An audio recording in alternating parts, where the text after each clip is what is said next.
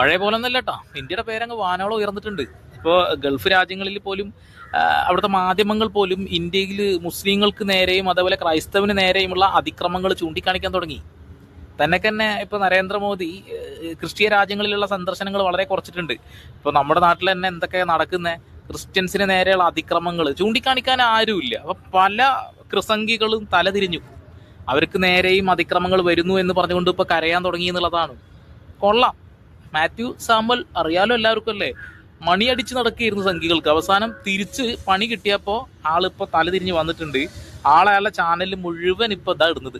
നമുക്കൊന്ന് കാണാം. എന്തായാലും അവന്റെ ചിന്താഗതി വ്യത്യസ്തമാണെങ്കിലും അവൻ ഇഷ്ടമുള്ള രീതിയിൽ ഇന്ത്യയുടെ നയങ്ങളും നിയമങ്ങളും പാലിച്ച് ജീവിക്കുകയാണെങ്കിൽ ലോകത്ത് വളരെ സമാധാനമായിട്ട് ജീവിക്കാൻ കഴിയുന്ന ഒരു രാജ്യമാണ് ഇന്ത്യ. അത് മോദിയൊന്നുമല്ല ഉണ്ടാക്കിയത്, അത് ഇന്ത്യയുടെ ഫൗണ്ടിംഗ് ഫാദേഴ്സ് അവരുണ്ടാക്കിയ സംഭവമാണ്. അതിങ്ങനെ മതേതര മൂല്യങ്ങൾ കാത്തു സൂക്ഷിക്കുന്നു. നിങ്ങൾക്ക് ഇഷ്ടമുള്ള രീതിയിൽ വിശ്വസിക്കാതിരിക്കാൻ നിങ്ങളുടെ ഇഷ്ടമാണ്.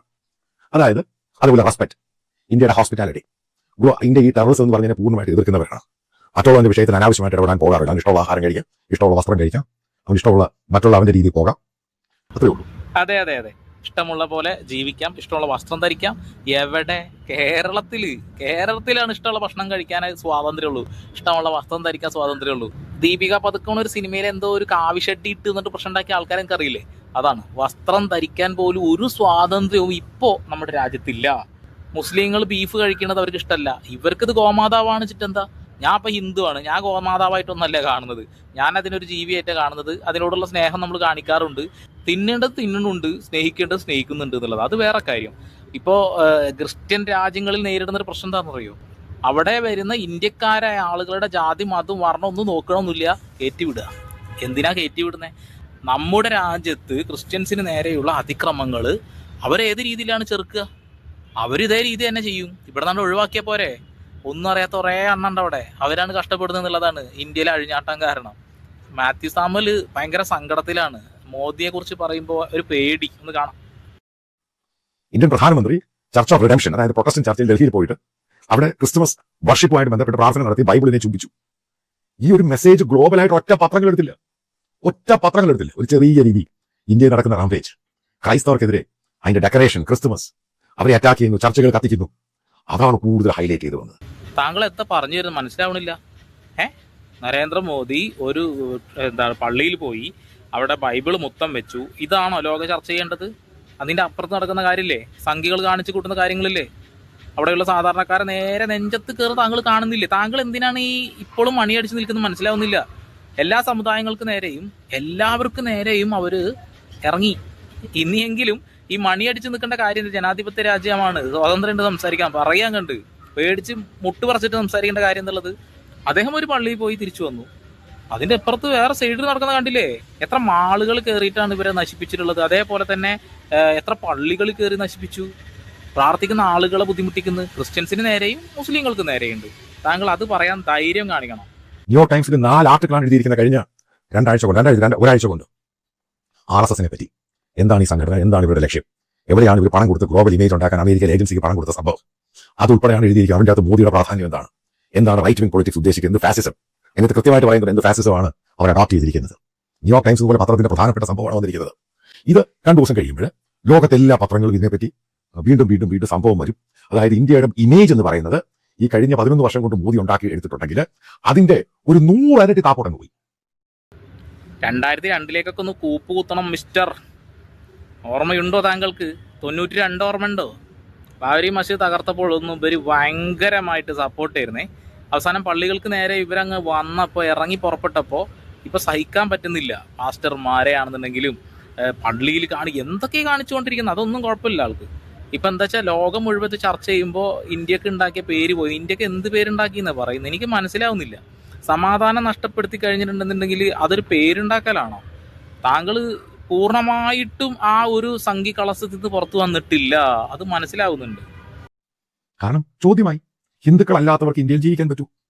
ഒരാളുടെ വീട്ടിൽ പോയി, അല്ലെങ്കിൽ ഒരാൾ 10 പേര് കൂടി പ്രാർത്ഥിക്കുന്നു, അല്ലെങ്കിൽ ഒരിടത്ത് പോയി 100 പേര് കൂടി പ്രാർത്ഥിക്കുന്നു. ഉടൻ തന്നെ അവരെ കൊണ്ടുവരുക, അടിക്കുക, ബഹളം ഉണ്ടാക്കുക, എന്നിട്ട് അവർ തന്നെ അത് വീഡിയോ ഷൂട്ട് ചെയ്തിട്ട് ഇന്റർനെറ്റിൽ ഇടുക, സോഷ്യൽ മീഡിയയിൽ ഇടുക. അവരത് ചെയ്തു. നിങ്ങൾ ബജറാംഗളും BHP എന്നൊക്കെ പറയുമ്പോൾ നിങ്ങൾ മനസ്സിലാക്കേണ്ടത് ഇത് മേജർ സംഘടന ഏതാ? RSSന്റെ പൊളിറ്റിക്കൽ വിങ്ങാണ് BJP. അവരുടെ മറ്റൊരു സംഭവമാണ് വിശ്വ ഹിന്ദു പരിഷത്ത്. അതേപോലെ തന്നെ ബജറാംഗൾ ഹിന്ദു ജാഗരൺ മഞ്ച്, പശുപാലൻ, അതായത് ഗോമാതാവ്, ആ സംഭവം, ഇതൊക്കെ അവരുടെ ഓരോ സംഘടനകളാണ്. അതിൽ ഈ ബജരാങ്കലും വിശ്വ ഹിന്ദു പരിഷത്തും പ്രത്യേകിച്ച് ബജരാങ്കൽ അറിയപ്പെടുന്ന ഗുണ്ടകൾ മാത്രമുള്ള സംഘടനയാണ്. അറിയപ്പെടുന്ന ഗുണ്ടകളുള്ള സംഘടനയാണ്, ഒരു തർക്ക കാര്യത്തിൽ വേണ്ട. കേരളത്തിൽ അത് കുറവാണെങ്കിലും മറ്റുള്ള സംസ്ഥാനങ്ങളിൽ കുറച്ച് കൂടുതലാണ്. പേര് പലവിധമാകും, പക്ഷേ ലക്ഷ്യവും മുദ്രാവാക്യവും ഒന്ന് തന്നെ, ജയ് ശ്രീറാം. മുസ്ലിങ്ങളെ തല്ല, ക്രിസ്ത്യൻസ് തല്ല. നമ്മളിത് കണ്ടുകൊണ്ടിരിക്കുന്ന കാര്യം കേട്ടോ, നമ്മളൊന്നും കൈ നിർത്തേണ്ട കാര്യമില്ല. ഇപ്പോൾ നാഷണൽ ന്യൂസ് എടുത്ത് നോക്കി തന്നെ അറിയാം, ഇപ്പോൾ 2-3 ദിവസമായിട്ട് ഫുള്ള് തന്നെയാണ്. ഇപ്പോൾ ഇന്ത്യ ടുഡേയുടെ അടക്കം ക്രിസ്ത്യൻസിന് നേരെയുള്ള ഈ അതിക്രമം ചൂണ്ടിക്കാണിക്കുന്നുണ്ട്. ഇത് ലോകരാജ്യം ചർച്ച ചെയ്യും, തീർച്ചയായിട്ടും ചർച്ച ചെയ്യും. ക്രിസ്ത്യൻ രാജ്യത്തുള്ള ഇന്ത്യക്കാരെ മുഴുവൻ കയറ്റി വിടും, അതിൽ ക്രിസ്ത്യൻസ് ഉണ്ടെന്ന് പോലും നോക്കൂല. ഇവിടെ ഇവർ കാണിച്ചു കൂട്ടുന്ന ഈ കോപ്രായത്തങ്ങൾ കാരണം നമുക്ക് തന്നെയാണ് പണി കിട്ടാൻ പോണേ. അതായത് ഞാനൊരു കാര്യം പറയാം, എനിക്കറിയാവുന്ന ഒരു വസ്തുത, ഇത് ബീഫ് ഇഷ്യൂമായി ബന്ധപ്പെട്ട്, അതായത് മുസ്ലിങ്ങളെ വേട്ടയാടിയിരുന്ന സമയത്ത് ഇപ്പോഴും അത് നിന്നിട്ടില്ല. ഇപ്പോഴും ഹരിയാനയെ പലയിടത്തും റിപ്പോർട്ട് ചെയ്യുന്നുണ്ട്. അതിലന്ന് പങ്കെടുത്ത പല ആൾക്കാരും ഇന്ന് ഈ ചർച്ചിനെതിരെ അറ്റാക്ക് ചെയ്യുക. അന്ന് അവർ അത് ചെയ്തിട്ടാണ് രാജസ്ഥാനിൽ പല ആൾക്കാരും കോൺഗ്രസ് വന്നവരുടെ കേസ് മാറി, എന്നിട്ട് തിരിച്ച് വീണ്ടും അവിടെ പോയി. അവിടെ ആര് ഭരണത്തിൽ വരുന്നു? അപ്പൊ ഗുണ്ടകളാണ് ബേസിക്കലി, കാരണം പൊളിറ്റിക്കൽ ഗൂഡ്സ്. അതേപോലെ അല്ലയോ മോളിൽ കയറി ആക്രമിക്കുന്നു. ഒരു ആസാമിൽ ഒരു സ്കൂൾ, കാത്തലിക് റൺ ചെയ്യുന്ന സ്കൂൾ, അവിടെ അറ്റാക്ക് ചെയ്യുന്നു. അങ്ങനെ തകർത്ത് താരിപ്പണമാക്കുവാണ്. ഇവർക്ക് ഇത്രയും പേടി എന്താ? പേടി എന്താന്ന് വെച്ചിട്ടുണ്ടെങ്കിൽ ഇവർ ഈ ഭരണത്തിൽ നിന്ന് ഇറങ്ങൂല. വിദ്യാശൂന്യരായിട്ടുള്ള കുറെ എണ്ണാണല്ലോ ഇപ്പൊ ഈ കയറൂരി വിട്ടിട്ടുള്ളവരെ. ഇവരവിടെ വരുന്ന കാണിച്ചു കൂട്ടും, പോലീസ് അറസ്റ്റ് ചെയ്യും, ഭ്രാന്താന്ന് പറഞ്ഞ് വെറുതെ വിടും. ഇത് ലോകരാജ്യങ്ങൾക്ക് അറിയില്ല. പിന്നെ ഇവർക്ക് ഇതിനെക്കുറിച്ചൊന്നും ചിന്തിക്കേണ്ട കാര്യമില്ല, കാരണം വിവരമില്ല. മുകളിൽ ആകാശം, താഴെ ഭൂമി, തിന്നാൻ കിട്ടുന്ന ചാണകം, വേറെ ഒന്നും ചിന്തിക്കുന്നില്ല. പിന്നെ ഗോമൂത്രം വെള്ളം ദാഹിക്കുമ്പോൾ ഇത്ര അവർ ചിന്തിക്കുന്നുള്ളൂ. അതുകൊണ്ട് ക്രിസ്ത്യൻ ആണെന്നുണ്ടെങ്കിലും മുസ്ലിം ആണെന്നുണ്ടെങ്കിലും അവർക്കൊരു ലക്ഷ്യമുള്ളതെന്ന് അവർക്ക് കൃത്യമായി ശാഖയിൽ നിന്ന് കയറ്റി കൊടുത്തിട്ടുണ്ട്. അതിനുവേണ്ടിയാണ് അവർ പണിയെടുക്കുന്നത്. അതിൽ നരേന്ദ്രമോദി പറഞ്ഞിട്ടൊന്നും കാര്യമില്ല, അത് നിർത്താനൊന്നും പോകണില്ല. കാരണം ഇവർ ഓൾറെഡി ഇപ്പം ഒരു വെള്ളച്ചാട്ടം നമുക്കിപ്പോൾ കൈകൊണ്ട് തടഞ്ഞു വെക്കാൻ പറ്റില്ലല്ലോ. അതേപോലെയാണ് ഒരു വെള്ളച്ചാട്ടം ഉണ്ടാക്കി വെച്ചു, ഇനി അത് ഒരു കൈകൊണ്ടും കാലുകൊണ്ടും ആസനം കൊണ്ട് തടഞ്ഞാൽ പോലും പിടിച്ചേക്കാൻ പറ്റൂല. ഭയം, ശരി ഭയമുണ്ട്.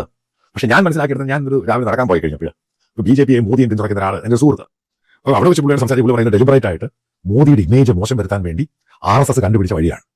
എനിക്കത് വിശ്വസിക്കാനൊന്നും കഴിയുന്നില്ല. മോദി ഗവൺമെന്റ് പറയുന്നു ഇത് ഗുണ്ടകളുടെ പരിപാടിയാണ്. അതുകൊണ്ടാണ് രാജീവ് ചന്ദ്രശേഖർ പറഞ്ഞത് വട്ടന്മാരുണ്ട് ഒത്തിരി പേര്. എന്ത് ചെയ്യാൻ? ആരാണ് ഇതിന്റെ പിറകിലുള്ളത്? ഇപ്പോൾ 1-2 അറ്റാക്ക് നമുക്ക് സമ്മതിക്കാം. കണ്ടിന്യൂസ് ആയിട്ട് 3 അറ്റാക്ക് കഴിഞ്ഞ 2 ദിവസം കൊണ്ട് ഉണ്ടാകുമ്പോൾ അതിന്റെ പുറകിൽ ആരുമില്ല എന്നെങ്ങനെ പറയാൻ സാധിക്കുന്നത്? അത് താങ്കൾ ഒരു കൊട്ടു കൊടുത്താന്ന് മനസ്സിലായി രാജീവ് ചന്ദ്രശേഖറിന്. കുറെ പൊട്ടന്മാരാണ് ഇതൊക്കെ ചെയ്യുന്നത് പറഞ്ഞപ്പോൾ, കുറെ പ്രാന്തന്മാരാണ് ചെയ്യുന്നത് പറഞ്ഞപ്പോൾ ഒട്ടുമിക്ക ആളുകൾ അതാണെന്നല്ലേ താങ്കൾ പറഞ്ഞത്.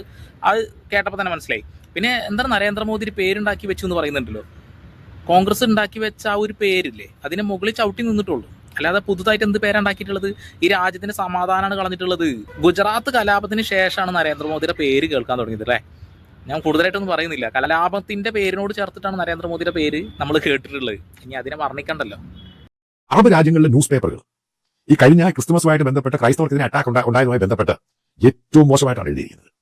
ഏറ്റവും മോശമായിട്ട് വിശ്വഗുരുവായിട്ട് ബന്ധപ്പെട്ട് തന്നെയാണ് കമ്പയർ ചെയ്തിരിക്കുന്നത്. ചില അറബ് പത്രങ്ങൾ ഏറ്റവും മോശമായിട്ടാണ് ഇന്ത്യൻ പ്രധാനമന്ത്രിയും RSSനെ BJP പറ്റി എഴുതിയിരിക്കുന്നത്. പിന്നെ ചോദ്യം, നമ്മൾ ഇന്ത്യക്കാർ ലോകത്തെല്ലായിടത്തും പോകാറുണ്ട്, നമ്മൾ എല്ലാവരും ആക്സെപ്റ്റ് ഉണ്ട്. ഇതേപോലെയുള്ള പ്രശ്നം ഇന്ത്യയിൽ ഉണ്ടാകുമ്പോൾ സനാതനികൾക്ക് വേണ്ടിയാണ് ഇന്ത്യ എന്ന് പറയുമ്പോൾ അടുത്ത മെസ്സേജ് എന്തുവാണ് നിങ്ങൾ കൊടുക്കുന്നത്? എന്തുവാണ് ഈ സന്ദേശം?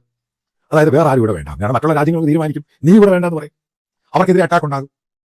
അതന്നെ, നീ ഇവിടെ വേണ്ടെന്ന് പറയും. കുറെ എണ്ണുണ്ട്. ജെറൂസലേമിലെ നമ്മുടെ ചേച്ചീനെ അറിയില്ലേ, തീട്ട ചേച്ചി, ചലം മൂപ്പത്തിയാര് അവിടെ കിടന്ന് കുത്തി മറിയുന്നുണ്ട്. മിക്കവാറും ക്രിസ്ത്യൻസിന് നേരെ ഇന്ത്യയിൽ ഈ അക്രമം അഴിച്ചു വിട്ടത് ഇഷ്ടപ്പെടാതെ ഡയലോഗ് അടിക്കും.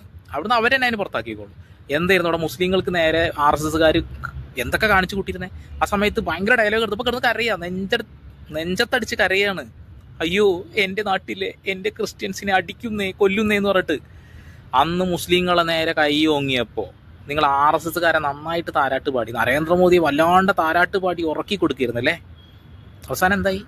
നേരെ വന്നപ്പോൾ അവിടെ കിടന്ന് കരയില്ലേ, കെട്ടെന്ന് കരയി. ഒരു പാവ പോലെ ഉണ്ടാക്കി വെച്ചിരിക്കുന്ന സാന്താക്ലോസ് ഡെക്കറേറ്റ് ചെയ്ത് വെച്ചിരിക്കുന്നു. അതും ഈ മതപരിവർത്തനമായിട്ട് എന്ത് ഗുണ്ടമാവുന്നത്? അതാ മനസ്സിലാക്കേണ്ടത്. ഡെലിബറേറ്റ് ആയിട്ട് അറ്റാക്ക് ചെയ്യാൻ ശ്രമിക്കുന്നു. ഗുണ്ടകളും അതിന്റെ പിറകിൽ വലിയൊരു കൂട്ടമുണ്ട്. അവർക്കിത് ആവശ്യമാണ്. അതാണ് അതിന്റെ കാര്യം. ഒരു ചർച്ചിൽ 10 പേര് കൂടുന്നു, അവരെ പോയി അറ്റാക്ക് ചെയ്യുന്ന, ചർച്ച കത്തിച്ച് കളയുന്ന ഗ്രാമപ്രദേശങ്ങളിൽ ഇത്ര ഭയക്കാൻ എന്താ കാര്യം? അപ്പോൾ ഭയക്കാൻ കാര്യമുണ്ട്. അതായത് നിങ്ങൾ ഈ പറയുന്ന ഹിന്ദു സംസ്കാരം, ഞാൻ ഒരു ഹിന്ദു സംസ്കാരത്തിൽ ജനിച്ച് ജീവിച്ച് വളർന്ന് ഇന്ന് ജീവിക്കുന്ന ഒരാളാണ്. പക്ഷെ എനിക്കറിയാം, എനിക്ക് മനസ്സിലാക്കുകയും ചെയ്യുന്ന ഹിന്ദുക്കൾ ഇതുപോലല്ല, ഒരിക്കലും ഇതുപോലല്ല. അവരെല്ലാവരുമായിട്ട് സഹകരിച്ച് ചേർന്ന് പ്രവർത്തിക്കുന്നവരാണ്. അവരെല്ലാവരോടും നല്ല രീതിയിൽ സഹവർത്തത്തോടു കൂടി സമാധാനത്തോടു കൂടി ജീവിക്കുന്നവരാണ്. ഈ കാണിച്ചവരെ, ഈ ഗുണ്ടായിസം കാണിച്ചവർ ഹിന്ദുക്കളൊന്നുമല്ല. ചിലപ്പോൾ ഹിന്ദുത്വം അവർ ഈ പറയുന്ന ചിലപ്പോൾ അതായിരിക്കും, അവർ ഈ പറയുന്ന സനാതനം എന്ന് പറയുന്ന ചിലപ്പോൾ അതായിരിക്കും. ഇത് പക്ഷേ ഞാൻ വായിച്ചറിഞ്ഞിടത്തോളം ഈ സനാതനത്തിനകത്തൊന്നും ഇതേപോലെയുള്ള അറ്റാക്കുകൾ പറയുന്നില്ല. പക്ഷേ അതിനും കവിഞ്ഞ് അൾട്രാ എക്സ്ട്രീമിസം, അതായത് തീവ്രവാദം, അതാണ് നടന്നിരിക്കുന്നത്, ഭീകരവാദം. പിന്നെ എങ്ങനെയാണ് നമുക്ക് ബംഗ്ലാദേശിനെ കുറ്റം പറയാൻ പറ്റുന്നത്? പിന്നെ എങ്ങനെയാണ് നമുക്ക് പാകിസ്ഥാനെ കുറ്റം പറയാൻ പറ്റുന്നത്? പിന്നെ എങ്ങനെയാണ് മറ്റുള്ള ഇസ്ലാമിക രാജ്യങ്ങളിൽ നടക്കുന്നതിനെ കുറ്റം പറയാൻ പറ്റുന്നത്? അതൊക്കെ ഇന്ത്യയിൽ നടക്കുകയാണ്. ഞാനൊരു ഹൈന്ദവനാണ്, ഒരു തർക്ക കാര്യത്തിൽ വേണ്ട. ഞാൻ പഠിച്ച ഹൈന്ദവൻ എന്താണെന്നറിയോ? എല്ലാ സംസ്കാരങ്ങളെയും ഇഷ്ടപ്പെടുന്ന, എല്ലാവരെയും ചേർത്ത് പിടിക്കാൻ ആഗ്രഹിക്കുന്നവനാ. അല്ലാതെ ഇവർ പറയുന്ന ഈ മനുസ്മൃതിയും തേങ്ങാക്കൊല്ലൊന്നും നമുക്കറിയില്ല. പിന്നെ ഈ സനാസാനാനം അതൊന്നും എനിക്കറിയത്തില്ല. ഞങ്ങൾക്ക് അതിൻ്റെ അറിയേണ്ട ആവശ്യമില്ല. കാരണം നമ്മൾ പഠിച്ച ഇന്ത്യ എല്ലാവരെയും ഉൾക്കൊള്ളുന്നവരാ. ഇന്ത്യ ഇൻഡസ് എന്നാണ് പറയുന്നത്. ഇന്ത്യക്കാർ എന്നേ ഈ രാജ്യത്തിന്റെ പേരിന് അർത്ഥമുള്ളൂ. അറബികൾ വന്ന് അറിയാണ്ട് പറഞ്ഞൊരു വാക്കാണ് ഹിന്ദ്. പിന്നെ അതിൻ്റെ മുകളിൽ പിടിച്ചിട്ടാണ് ഇവർ ഈ സാധനങ്ങളൊക്കെ ഉണ്ടാക്കിയെന്നുള്ളതാണ്. സനാതനം പറയുന്നില്ല കേട്ടോ. യഥാർത്ഥ ഹിന്ദുക്കൾക്ക് യഥാർത്ഥ മനുഷ്യന്മാർക്ക് ജാതിയും മതവും വർണ്ണമൊന്നുമില്ല, എല്ലാവരും ചേർത്ത് വെക്കും. പിന്നെ ഹിന്ദു എന്നൊരു സാധനം തന്നെ വേണ്ട, കാഴ്ചപ്പാടേ പോയി ഇപ്പൊ ഇവരെ കാരണം കൊണ്ട്. കാരണം ഇവിടെ ഹിന്ദുക്കൾ മാത്രം മതി. മറ്റുള്ള മതസ്ഥരും സിഖുകാരോ ജെയിൻ കമ്മ്യൂണിറ്റി, അതായത് ആദ്യം മുസ്ലിങ്ങൾ, രണ്ടാമത് ക്രിസ്ത്യാനികൾ, പിന്നെ സിഖുകാർ, പിന്നെ ജെയിൻ, പിന്നെ ദളിത്, അതിന്റെ കൂടെ ദളിതരെ ഒഴിവാക്കണം. ഇതിൽ അജണ്ട എന്ന് പറയുന്നത്, പ്രിയപ്പെട്ടത്, എനിക്കൊരു കാര്യം പറയാനുള്ളത്, അതായത് ഇന്ത്യ ഇങ്ങനെ ഒരു രാജ്യമല്ല. ഞാൻ പല ആൾക്കാരോടും വിദേശങ്ങളൊക്കെ പോകുമ്പോൾ പല പത്രക്കാരോട് വെച്ച് കാണുമ്പോഴും ഞാൻ പറയാറുണ്ട്, ലോകത്ത് ക്രിസ്ത്യാനികൾക്ക് ഏറ്റവും സേഫ് എന്ന് പറയുന്നത് ഇന്ത്യയാണ്, ലോകത്ത് മുസ്ലിങ്ങൾക്ക് ഏറ്റവും സേഫ് എന്ന് പറയുന്നത് ഇന്ത്യയാണ്. പക്ഷേ ഈ ഒരു സന്ദർഭത്തിൽ ഇതെല്ലാം കണ്ടിട്ട് മാറ്റി പറയുന്നു, ഇവിടെ ഹിന്ദുക്കളല്ലാത്തവർക്ക്, അതായത് സനാതനിയായിട്ട് ഇതേപോലെയുള്ള സംഭവങ്ങൾ കാണിക്കാത്ത ഒരു ഹിന്ദു വിശ്വാസമാണെങ്കിൽ വിശ്വാസത്തിനെ അതിനെ എതിർത്ത് പറയുന്നവർക്ക് പോലും, അതായത് അതിനകത്തെ പല റിച്വൽസ് ശരിയല്ല എന്ന് പറയുന്നവർക്ക് പോലും ഈ ഇന്ത്യയിൽ നിന്ന് ജീവിക്കാൻ പ്രയാസമാണ്. ഇന്നെങ്കിലും താങ്കൾ അത് പറഞ്ഞല്ലോ, സന്തോഷം. ഇന്ത്യ എന്ന മഹാരാജ്യം RSSകാര് കുട്ടിച്ചോറാക്കിയതിനെ കുറിച്ചിട്ട് സംസാരിക്കാൻ താങ്കൾക്ക് ധൈര്യം വന്നല്ലോ, സന്തോഷം. പക്ഷേ ഇന്നും ഭയമുണ്ട് താങ്കൾക്ക്. അതുകൊണ്ടാണ് നരേന്ദ്രമോദിയെ ഇടയ്ക്കിടയ്ക്ക് ഇങ്ങനെ പൊക്കി പറയണമെന്ന് താങ്കളുടെ വീഡിയോ കണ്ടറിയാം. ഇപ്പൊ ജെറൂസലേമിൽ കിടന്നിട്ട് നമ്മുടെ ജലം ചേച്ചി കിടന്ന് കറിയാണ്, അയ്യോ പോയേ നാട്ടുകാരെ പോയല്ലോ എന്ന് പറഞ്ഞിട്ട് നരേന്ദ്രമോദി അങ്ങനെയാണ് ഇങ്ങനെയാണ് RSS ആണ് ഇങ്ങനെയാണ് തേങ്ങയാണ് മാങ്ങയാണെന്ന് പറഞ്ഞ അവസാനം അവർ വന്ന് അങ്ങ് കുത്തിയപ്പോൾ കറക്റ്റ് മനസ്സിലായല്ലോ അല്ലേ? ഇനി മനസ്സിലാത്ത ആളുകൾക്ക് അത് മനസ്സിലായിക്കൊള്ളും. കാലം കുറച്ചും കൂടി മുന്നോട്ട് പോകുമ്പോൾ അവർ നിങ്ങളുടെ വീടിൻ്റെ വാതിൽ വന്ന് മുട്ടും. നീ ദളിതനാണോ എന്ന് ചോദിച്ചിട്ടാവും അടുത്ത മുട്ടൽ. മുസ്ലിങ്ങൾക്ക് നേരെ അത്യാവശ്യം നല്ല രീതിയിൽ, അത്യാവശ്യമല്ല അനാവശ്യമായി ഒരുപാട് രീതിയിൽ അവർ ആക്രമിക്കുന്നുണ്ട്. കഴിഞ്ഞു ക്രിസ്ത്യൻസിൻ്റെ നേരെത്തി. നിലവിൽ ദളിതൻ്റെ നേരെ ഇതുണ്ടോ എന്ന് ചോദിച്ചാൽ അത് എന്നോ ഉണ്ട്. പക്ഷേ ആരും മിണ്ടില്ല. ലോകരാജ്യങ്ങൾ ചർച്ച ചെയ്യുന്നു. ഇനി ക്രൈസ്തവ രാജ്യങ്ങളിൽ നിൽക്കുന്ന ആളുകളെ, ഇന്ത്യക്കാരെ അവർ പുറത്താക്കും. മിക്കവാറും സംഭവിക്കും. നമ്മുടെ നാട്ടിലെ പ്രശ്നങ്ങൾ പരിഹരിക്കാതെ, നമ്മുടെ നാട്ടിലത്തെ കാര്യങ്ങൾ പറയാതെയാണ് ഇവരിപ്പോൾ ബംഗ്ലാദേശിലേക്കും മറ്റുള്ള രാജ്യങ്ങളിലേക്കും പോകുന്നത്. ആദ്യം സ്വയം നന്നാവണം. അതിനാദ്യം വേണ്ടത് ഇവർക്ക് വിദ്യാഭ്യാസം കൊടുക്കുക എന്നുള്ളതാണ്. അത് നിങ്ങളെ കൊണ്ട് കഴിയൂല. കാരണം അവിടെ വിദ്യാഭ്യാസം അഭ്യസിപ്പിക്കണമെന്നുണ്ടെങ്കിൽ ടീച്ചർമാർ വേണം. ഉള്ള ടീച്ചർമാർക്ക് NATURE നട്ടൂരെ, FUTURE ഫുട്ടൂരെ, ഇത് പറയുന്നവരൊക്കെ എന്ത് പറഞ്ഞിട്ടും കാര്യമില്ല. അപ്പോൾ പരമാവധി ഷെയർ ചെയ്യുക, ഹൈപ്പ് ചെയ്യാനും മറക്കണ്ട. വീണ്ടും പുതിയ വാർത്താവിശേഷങ്ങളുമായി സന്ദീപ് പോൾ സൈനിങ് ഓഫ്.